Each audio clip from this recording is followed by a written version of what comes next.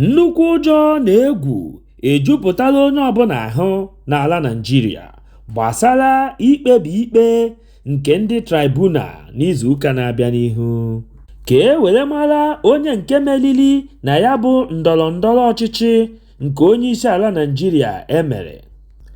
Ndị ụlọikpe Tribunal marakwa nke ọma na ụmụ Naịjirịa nakwazi mba ụwa niile gbara gburugburu ha fụsiri anya dịka oke n'ụlọ mkpụrụ akwụ wee na-eche ihe nke ha ga-ekpepụta na ya bụ ikpe na-abịa n'iru.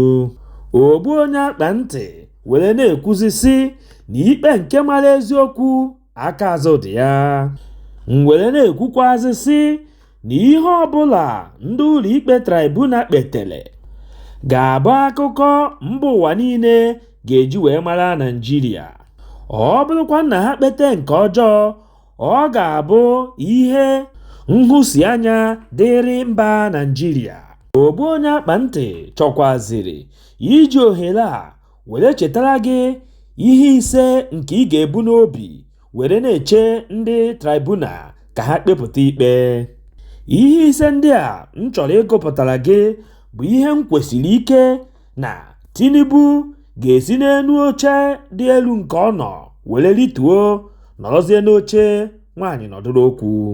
Nke mbụ bụ ihe gbasara akwụkwọ iwu Naịjirịa kwuru gbasara pasentị 25 nke onye ọbụla ga-achị ala Naịjirịa ga-enwetarịrị ya tupu ọ guzoro ịbụ onye isi ala Naịjirịa. Nke mbụ a doro onye ọbụla anya na Tinubu enwetaghị ya bụ pasentị 25, sọ naanị Peter Obi bụ onye nwetara ya nwa bụ pasentị a chọrọ. Echefukwana na ihe niile chigoro ala Naịjirịa kamgbe Second Republic nwetachara ya bụ pasentị 25 n'ụlọ Abuja. Nke abụọ ga-eme na a ga-achụtu Tinubu n'ọkwa ọchịchị nke ọ nọ bụ ihe a na-akpọ Certified True Copy of Result (CTC) n'aha ịchafụ.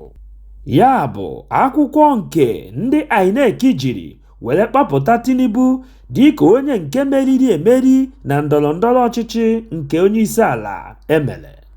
Ya bụ akwụkwọ CTC ndị INEC ji epotogharị egosipụtaghị nke ọma ihe ederede n'ime ya. Ngwagwazienụ m otu ndị INEC siri were hụ ihe edere n'akwụkwọ CTC nke enweghị ihe edere na ya ma ha kwechiri gbapụta onye isi ala Tinubu.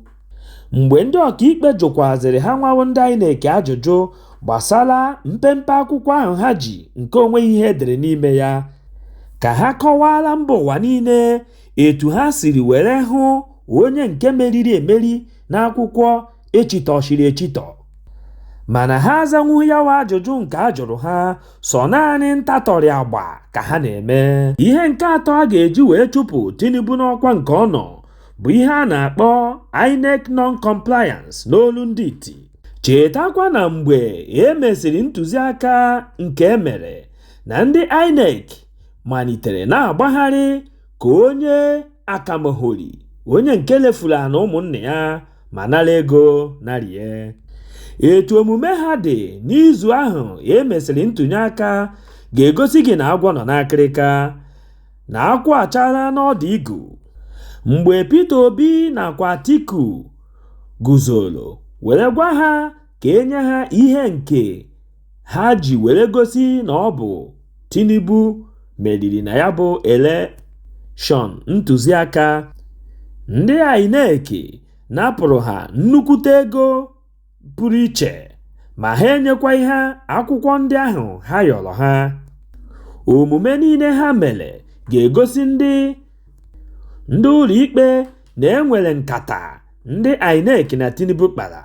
Ihe nke anọ ga-eme na a ga-achụtu Tinubu n'oche mmadụ ọ nọ bụ ihe a na-akpọ ILF portal n'onu ndị iti. Nke a sokwa n'otu ihe ga-eme na a ga-ebutu Tinubu dịka ibu dị alọ. Chetakwanụ na ndị INEC gwara onye ọbụla na ha ga-etinye ntụnye aka niile emere n'ime igwe nke ga-egosipụta mmadụ niile binyere aka nakwa onye ha binyere ozigbo ahụ a na-emesi ya. Mana otu abụghịzi mgbe ndị INEC hụrụ na aha Peter Obi na-eju ebe niile, ha gbara ọsọ were kwụhapụ igwe n'ọkụ ka ha wee nwezie ike ịkpa mkpamkpa nke ha kpara. Ihe nke ise ga-eme na a ga-achụtụ Tinubu n'oche nke ahụ ọ magolo bụ na Tinubu etosi ịzọ ọkwa ọchịchị ma ọlị, maka na ihe nke so ya karịrị akarị. Anyị agụdo one ghara ibe ya. Asambodo ahụ niile o ji na-anyapụri enweghị nke ama ebe o si wee dete ya.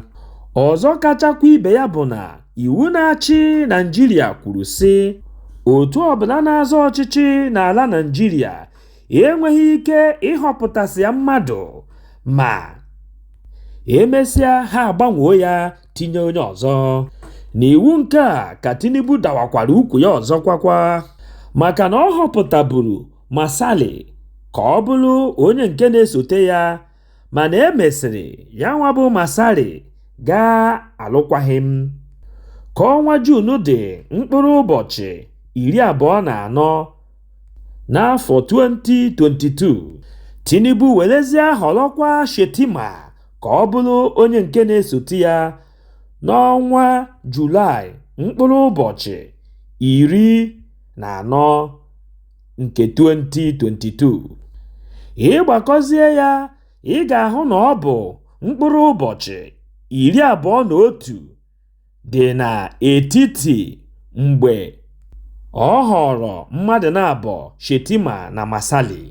Ihe nke o mere were hasasizie iwu obodo tiri kpamkpam.